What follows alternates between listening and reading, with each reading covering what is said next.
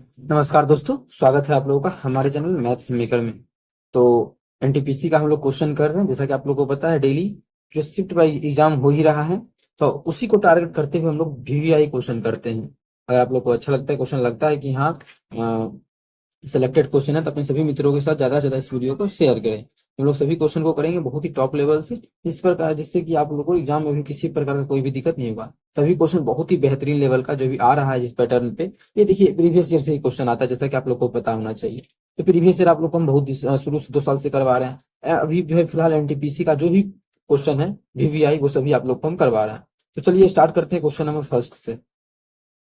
Question number first देखिएगा क्या है, सभी चैप्टर का होगा।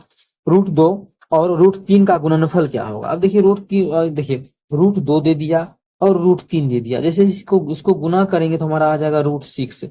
ये क्या है, ये भी जो हमारा एक प्रकार का क्या है, परिमेय है कि अपरिमेय है। तो यहाँ से देखते ही आप लोग बोल सकते हैं ये एक प्रकार का अपरिमेय संख्या है।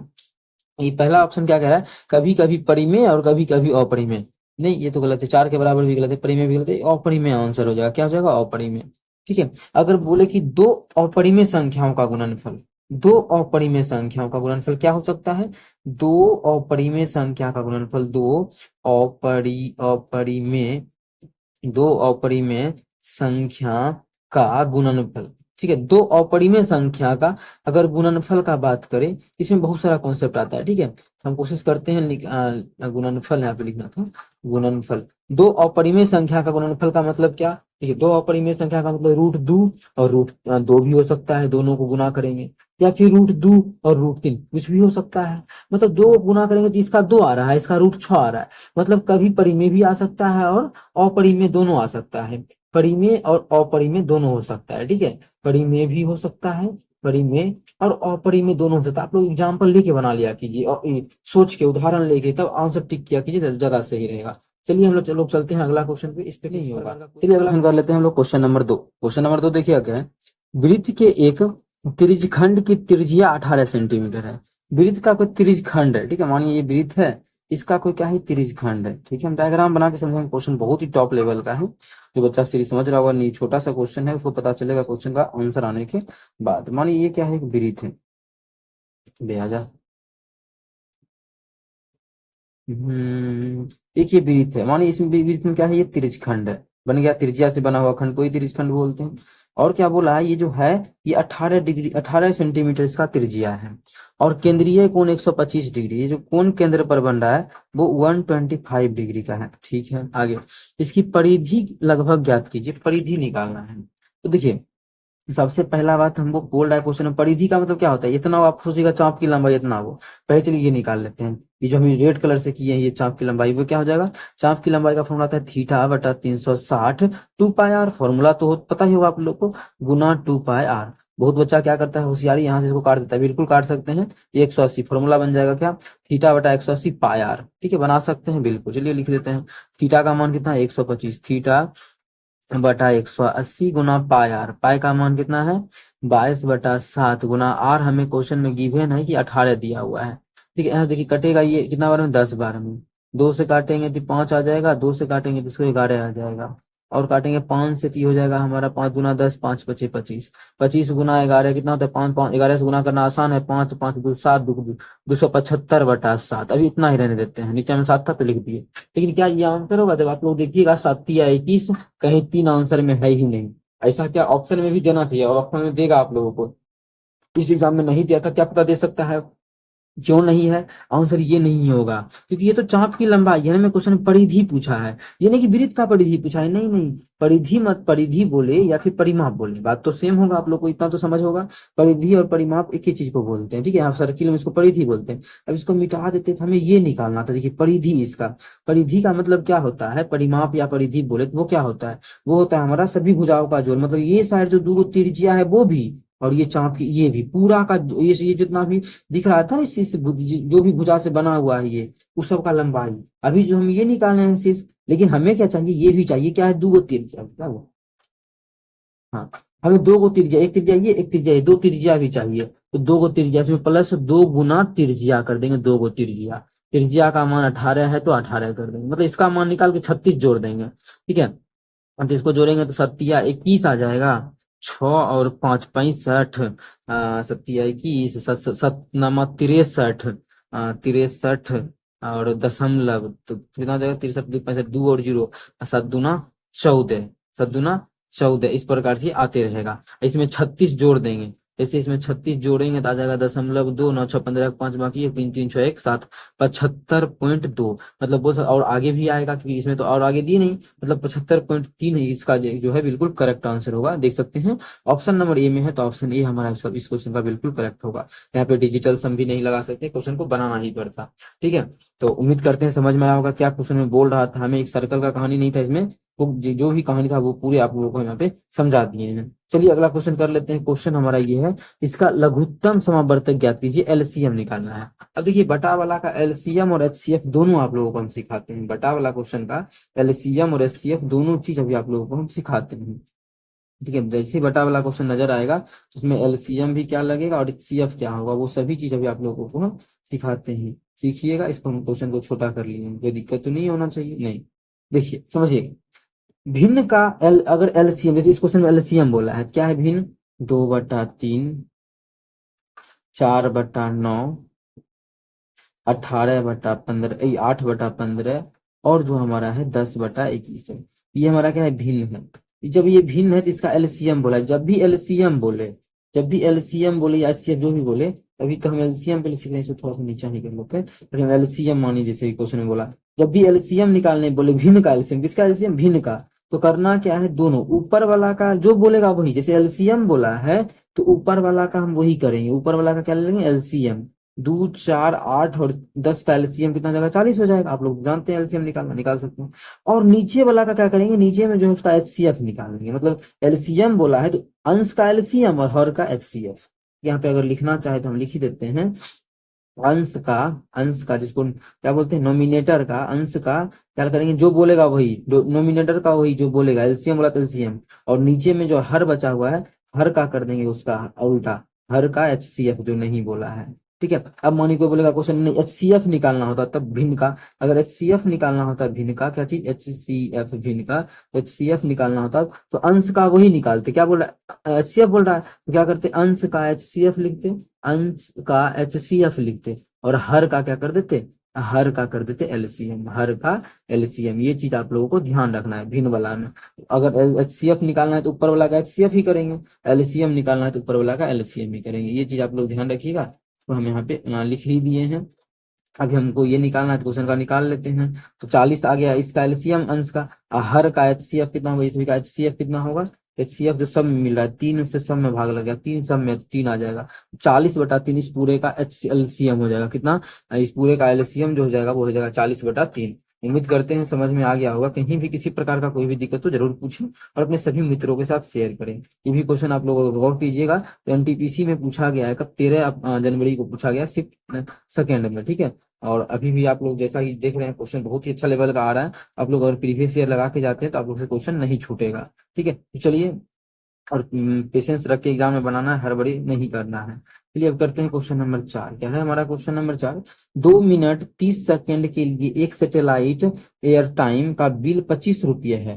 कितना, 2 मिनट 30 सेकंड के लिए। ठीक है, और पूछा कितना देर के लिए है, पूछा जो है वो पूछा 3 मिनट 20 सेकंड का पूछा है। अब ऑप्शन बहुत बहुत नजदीक है सारा, फटाफट बना लेते हैं। अच्छा कितना, देखिए यहाँ भी सेकंड, इस दोनों में कुछ रिलेशन नहीं है, ऐसा नहीं है कि इसका 2 गुना आ गया, इसका 3 गुना, नहीं, ऐसा नहीं है। तो डायरेक्ट इसको सेकंड बना लीजिए। 2 मिनट मतलब 120 सेकंड, 2 मिनट यहाँ पे है, इसका मतलब 120 सेकंड, 30 सेकंड का कितना हो जाएगा, दोनों मिला के 2 मिनट 30 सेकंड, 150, कितना बे यार, क्या हो जाएगा, 150 सेकेंड। इसका मतलब है कि 150 अगर सेकेंड है यहाँ पे, तो उसका जो कितना है दाम, 25 रुपया बिल है। कितना, 25 रुपया है। अगर यहाँ से हम काटे तो ये काटेंगे तो एक कितना, 6 सेकेंड आ जाएगा, 6 सेकेंड का हो गया कितना, 1 रुपया। कितना, 6 सेकेंड का 1 रुपया। 1 सेकेंड का कितना आ जाएगा, 1/6 रुपया। लेकिन हमें कितना सेकेंड का चाहिए, हमें चाहिए 3 मिनट 20 सेकेंड का। मतलब कितना हुआ, 3 मिनट का मतलब 180 सेकेंड, और 20 सेकेंड यहाँ पे मतलब टोटल 200 सेकेंड का चाहिए। 1 सेकेंड का इतना रुपया। तो हमसे क्वेश्चन में अगर पूछा है 200 सेकेंड का, 200 से यहाँ पे गुना कर देंगे, इसको मिटाते हैं, और 200 सेकेंड का निकालना है तो 200 सेकेंड का अब यहाँ काटेंगे तो ये जाएगा 100 और सभी को पता है कि 100/3 होता है 33, सही 1/3 दशमलव में निकालें तो 33.33 इसी प्रकार से बढ़ते रहेगा, जो कि हमारा ऑप्शन नंबर ए में है। ऑप्शन ए हमारा बिल्कुल करेक्ट हो जाएगा। इस प्रकार से आप लोग बना सकते हैं कि यहाँ पे 1 सेकंड का निकालेगा, कि यहाँ पे हमको जैसे ही दिखा 3 मिनट 20 सेकंड का हमें निकालना था क्वेश्चन में, तो यहाँ पे पहले 1 सेकंड का निकाले, फिर इसमें 3 मिनट 20 सेकंड से गुना कर दिए, तो वो हमारा आंसर आ चुका है। उम्मीद करते हैं सभी क्वेश्चन को अच्छे ढंग से समझ में आया होगा। कहीं भी दिक्कत हो तो जरूर पूछें। चलिए अगला क्वेश्चन, क्वेश्चन नंबर 5 है। और इंग्लिश में भी क्वेश्चन लेकिन टाइप हो चुका, मतलब क्वेश्चन आप ला चुके हैं, तो यहाँ पे इंग्लिश में तो ऐड नहीं कर पाएंगे, लेकिन कोशिश रहेगा आप लोग को इंग्लिश में भी क्वेश्चन करवाएं। ठीक है, क्वेश्चन नंबर 5 देखिएगा क्या है। एक बस और एक कार की चालों का अनुपात 7:11 है।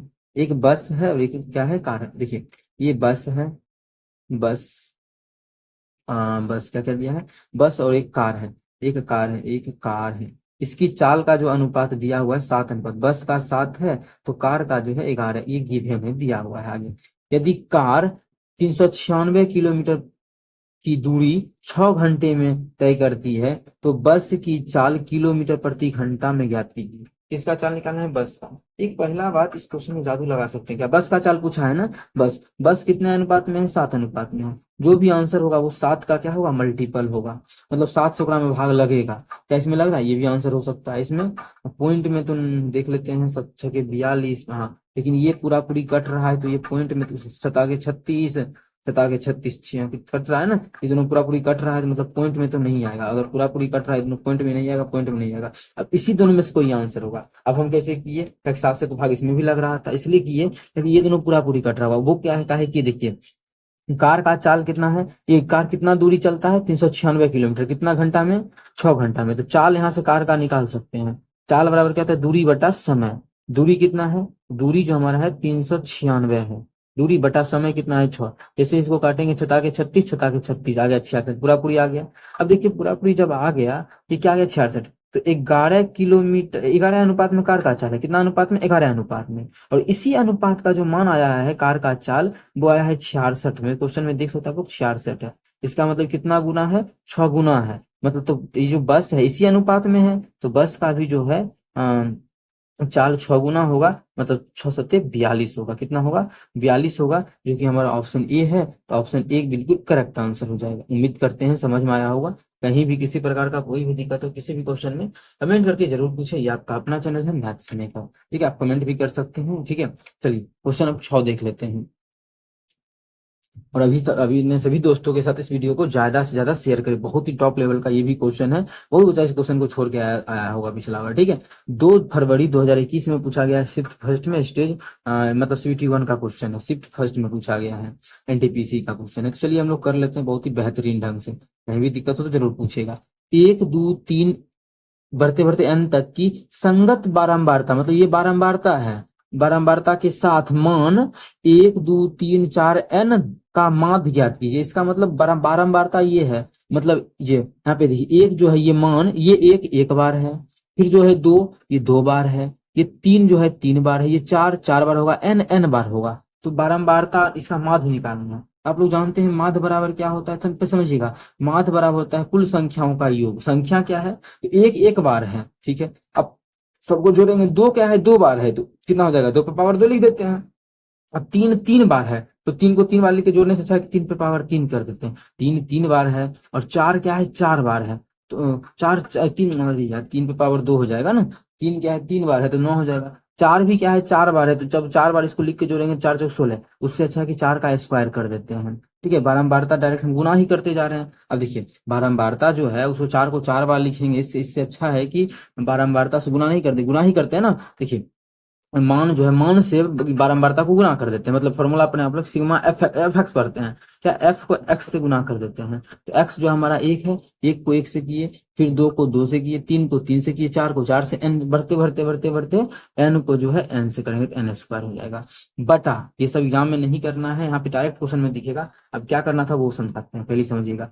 यहाँ पे दिखाना जरूरी था। बटा क्या होता है, संख्याओं का मतलब कुल कितना संख्या है, कुल कितना संख्या है, 1 2 बढ़ते बढ़ते n तक संख्या है, मतलब 1 जोड़ 2 जोड़ 3 जोड़, इसी प्रकार से जो संख्या है बढ़ते बढ़ते n तक है। एग्जाम में तो ये करना नहीं है। अब देखिए इतना अगर आप लोग को इमेज इतना बन रहा हुआ तो फटाक से आप लोग यहाँ क्या करते, जैसे ही क्वेश्चन को देखे कि सेम सेम है, बारंबारता जितना है उतना ही संख्या भी है, एक एक बार है, दो दो बार है, तो स्क्वायर बन रहा है। फॉर्मूला क्या लगाते, स्क्वायर का योगफल का फॉर्मूला आप लोग को हम लिखाएं, क्या होता है, n into n plus one into 2n+1/6। Direct आप लोग को फॉर्मूला लगाना था, ये नहीं करना था, ठीक है, इतना लगा है। अब नीचे में क्या है, ये है प्रथम n प्राकृत संख्या, इसका योगफल क्या होता है, इसका होता है n इंटू n+1/2, यही ना होता है। बस इस पे बैठाएंगे, आंसर आ जाएगा। देखिए तो इससे ये पूरा कटेगा, 2 तिया 6, इतना ही एग्जाम में करना था, वो तो हम ऊपर में समझाने के लिए ये दोनों लिखे हैं, ठीक है। n+1/3 है तो 3, n+1/3 ऑप्शन नंबर बी में है, तो ऑप्शन बी हमारा इस क्वेश्चन का बिल्कुल करेक्ट आंसर हो जाएगा।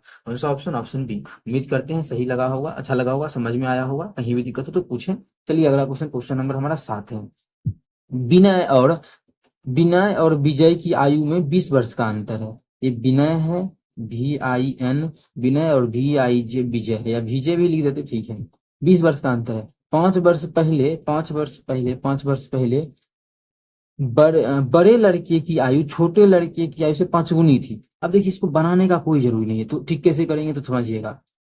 5 गुनी थी, आगे बोला उनकी वर्तमान आयु क्या है। सबसे पहले क्वेश्चन में बोला है कि इस दोनों के बीच कितना का अंतर है, 20 साल का। अब देखिए क्या 20 साल का अंतर है यहाँ पे, बिल्कुल यहाँ भी 20 साल का, इस ऑप्शन में भी, इस ऑप्शन में भी, इस ऑप्शन में भी, इस ऑप्शन में, चारों ऑप्शन में 20 साल का अंतर है। तो अब क्या किया जाए, तो अब आगे जो बोला है 5 वर्ष पहले बड़ा जो लड़का है, भाई बड़े लड़के क्या है, छोटका का 5 गुना है, 5 साल पहले कितना 5 गुना है, ये 5 साल पहले 10 साल का हो जाएगा। 5 साल पहले कितने साल का होगा, 30 साल का। क्या बड़का लड़का कितना गुना है, 3 गुना है, तो ये तो नहीं हो सकता। क्वेश्चन क्या बोला है, 5 गुना होना चाहिए। अगर इसको चेक करें तो 5 साल पहले 5 साल पहले कितना हो जाएगा, 25। क्या 5 गुना हो गया, हो गया, ऑप्शन सी ही हो गया। आगे हम कहीं गए ही नहीं। यहाँ भी चेक किया 5 साल पहले 0 साल का हुआ, 5 साल पहले 3 साल का, 5 साल पहले ही 23 साल का, तो ये भी नहीं होगा।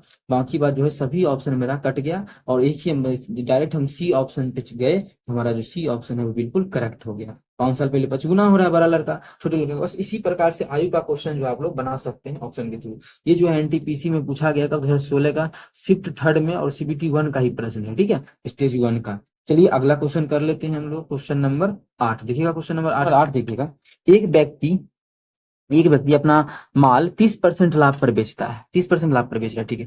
30% लाभ का मतलब क्रय मूल्य अगर उस व्यक्ति का 100 है, क्रय मूल्य अगर हम 100 मान लेते हैं, 30% के लाभ पे बेच रहा है, तो SP कितना में कर रहा है उस चीज को, वो 130 में बेच रहा है, ठीक है। आगे यदि क्रय मूल्य में 25% वृद्धि होती है, यदि क्रय मूल्य 25% बढ़ जाए, मतलब 125 हो जाए, क्रय मूल्य 125 हो जाए, तो विक्रय मूल्यों में 10% की वृद्धि होती है। ये तो विक्रय मूल्य भी 10% बढ़ जाता है। विक्रय मूल्य कितना हो जाएगा, यहाँ देखिए विक्रय मूल्य बढ़ा देते हैं 10%। पहले 130 था विक्रय मूल्य, अब 10% बढ़ेगा तो कितना हो जाएगा, 10% बढ़ेगा मतलब कितना बढ़ जाएगा, तो 10/100।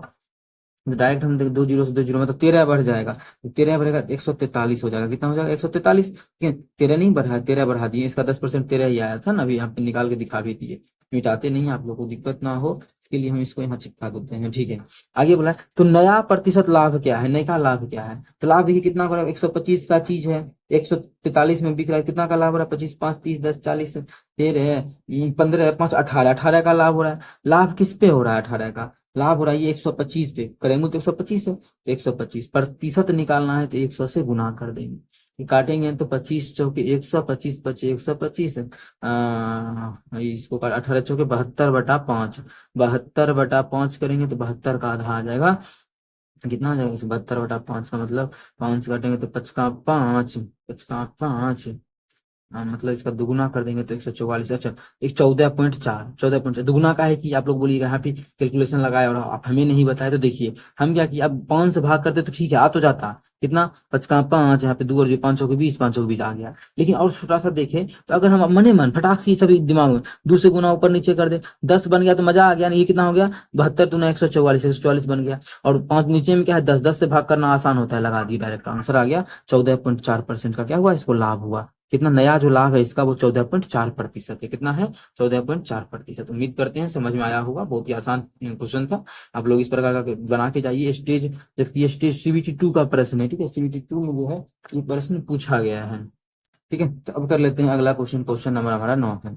A+B अनुपात, अच्छा ये अच्छा क्वेश्चन है, क्या है देखिए A+B, ऐसा क्वेश्चन बहुत ज्यादा पूछा जाता है इस चैप्टर के लिए, अच्छा क्वेश्चन है, बाकी बात तो सभी क्वेश्चन अच्छा ही है। A+B+B+C अनुपात सी प्लस ए, इसका जो मान दिया हुआ है 6:7:8 दिया हुआ है, इतना दिया हुआ है। और हमें क्वेश्चन की बात करें, ए प्लस बी प्लस सी का मान दिया, एक्चुअल मान ए बी प्लस सी का मान दिया वो 14 दिया है। और बोलिएगा एक्चुअल मान क्या होता है, ये क्या दिया, ये एक्चुअल, ये अनुपातिक मान है, और ये जो है एक्चुअल में 14 दिया है। अच्छा, अनुपातिक में ही जोड़ते हैं अगर, तो इससे तीनों को तो क्या आ जाएगा, देखिए तो 2 ए है, 2 बी है, और 2 क्या है, सी है। तो 2 ABC, 2 कॉमन ले लेंगे, क्या हो जाएगा, ए प्लस बी प्लस सी। इसका अनुपातिक मान कितना हो जाएगा, 7 6 13, और 13 8 13 और 8 21, 21 हो जाएगा। अनुपातिक मान इसका 21 हो गया। अच्छा, 2 यहाँ से हटा देंगे तो इधर इसका आधा हो जाएगा, क्योंकि दोगुना का मान 21 था, तो एक का मान कितना हो जाएगा, ये आ गया हमारा 21/2। ठीक है, अब देखिए ए प्लस बी प्लस सी का मान एक्चुअल में है कितना, 7, अनुपातिक में कितना है, 21/2। ये अनुपातिक मन करे तो आप लोग ना एक्स मान के ही बना सकते हैं। एक्स काहे न मानते हैं, कि फालतू का काहे मानना है, एक्स मानते तो ये मानते, ये एक्स मानते, मतलब एक्चुअल अनुपात में कितना आया, अनुपात में तो हमारा अब बन गया 21/2x, लेकिन एक्चुअल में इतना नहीं, 14 है एक्चुअल में। यहाँ से काटेंगे 7 दूना 14, ये 7 21, मतलब एक्स का मान कितना आ जाएगा, 4/3, एक्स का मान 4/3। ये हमें से क्वेश्चन में पूछा गया है, हमसे क्वेश्चन में पूछा है ए प्लस बी, सॉरी, हमसे क्वेश्चन पूछा है सी का मान ज्ञात कीजिए। अच्छा, सी का मान कैसे निकालेंगे, यहाँ में सी का अगर मान निकालना, सी का मान कैसे निकलेगा, ए और बी का मान हटा देंगे, यहाँ से नहीं निकल जाएगा। ठीक है, अब बोलिएगा कि आप क्या है, एक्स मान लिया, अगर नहीं बोले मानने के लिए, देखिए 4/3 ही आएगा, अगर हम यहाँ से एक्स नहीं भी माने तो। ठीक है, तो हम समझाते समझाते ये भी मान लिए, ये मानना जरूरी नहीं है, इसे समझाने के लिए मान लेते हैं, और आप लोग बिना माने, दोनों तरीका हम हमेशा बताते हैं, 2 तरीका, एक गया तो एक रहेगा। अब देखिए, अनुपात में मान कितना आया, अनुपात में जो आया है 21/2 आया है, और एक्चुअल में कितना के बराबर है, 14 के बराबर है। काटेंगे तो 7 21 और 7 दूना 14, एक अनुपात का जो मान आ जाएगा 2 दूना, देखिए 2 दूना 4/3, देखिए उतना ही आया ना। एक अनुपात का जो मान है 4/3 है। लेकिन हमें क्वेश्चन में जो पता करना है वो सी का मान, तो सी का जो मान हमें क्वेश्चन में निकलेगा वो किस तरीका से निकलेगा, ए और बी का मान रख देंगे तो सी का मान निकलेगा, और ए और बी का अनुपात मान कितना है, 6 है, तो सी का कितना हो जाएगा, 21/2 माइनस 6, 6 दूना 12, 9/2, कितना आ जाएगा, 9/2 आ जाएगा, ये सी का मान। तो ये अनुपातिक मान है, 9/2 तो अनुपातिक मान है, और एक अनुपात का मान 4/3 है, तो इतना में गुना कर देंगे 4/3 से, क्योंकि तभी तो इतना का मान, एक अनुपात का मान 4/3, तो 9/2 अनुपात का मान है, 4/3 से गुना किए, 3 3 9 हो जाएगा, 2 दूना 4 हो जाएगा, ये 3 दूना 6, मतलब इस क्वेश्चन का जो आंसर आ जाएगा वो 6 आ जाएगा, जो कि हमारा किस ऑप्शन में, ऑप्शन सी में था, क्योंकि हम टिक भी कर दिया ऑप्शन सी। उम्मीद करते हैं समझ में आ गया होगा। कहीं भी किसी प्रकार का कोई भी दिक्कत हो किसी भी क्वेश्चन में, कमेंट करके पूछ सकते हैं। ये आपका अपना चैनल है मैथ्स मेकर, अगर अच्छा लगता है, क्वेश्चन समझ में आता है, तो अपने सभी दोस्तों के साथ इस वीडियो को ज्यादा से ज्यादा शेयर करें। आज का लास्ट क्वेश्चन है, क्वेश्चन नंबर 10। यदि किसी संख्या का 24% 39 है, तो वह संख्या ज्ञात कीजिए। एक्स नहीं मानेंगे, डायरेक्ट 24% का जो मान है ये, वो हमें 39 दिया है, पूछा है कितना है, वह संख्या कितना, 100% होगा, तो पहले 1% का मान कितना हो जाएगा, 39/24, लेकिन पूछा है वह संख्या का मतलब 100%, तो 100% का मान कितना होगा, एकरा में 100 से गुना करेंगे, यही मेरा आंसर हो जाएगा। अब कटेगा क्या, कटेगा 13 3 39, ठीक है, 13 काटेंगे तो 8 3 24 8। अब 100 तो इसको रहने देते, पहले इसी दोनों काट देते हैं, तो 8 का 8, 5 और 0, 8 6 48, ठीक है, 8 6 1 दशमलव 8 6 48, 48 2 और 0, 8 दूना 16, 4 और 0 8 45, ठीक है, इतना आ गया। 100 से गुना करेंगे, दशमलव क्या यहाँ पे आ जाएगा खिसक के, ये हो जाएगा 162.5 प्रतिशत नहीं, इतना, वह संख्या कितना होगा, 162.5 नहीं, हाँ हाँ, पहला ऑप्शन में ये है, देखिए ये है, पहला ऑप्शन में ही है, तो पहला ऑप्शन हमारा हो जाएगा 162.5। उम्मीद करते हैं दोस्तों समझ में आया होगा। ये आपका अपना चैनल है मैथ्स मेकर, अगर अच्छा लगता है तो अपने सभी दोस्तों के साथ शेयर भी करें, और ठीक है, आप अच्छा लगा तो लाइक भी करें, हमारे चैनल पे नए हैं तो सब्सक्राइब जरूर कर लें। चलिए मिलेंगे नेक्स्ट वीडियो में, सभी क्वेश्चन बहुत ही टॉप लेवल का, उम्मीद करते हैं समझ में आया होगा, अच्छा लगा होगा, और अच्छा लगा तो शेयर करें। Thank you.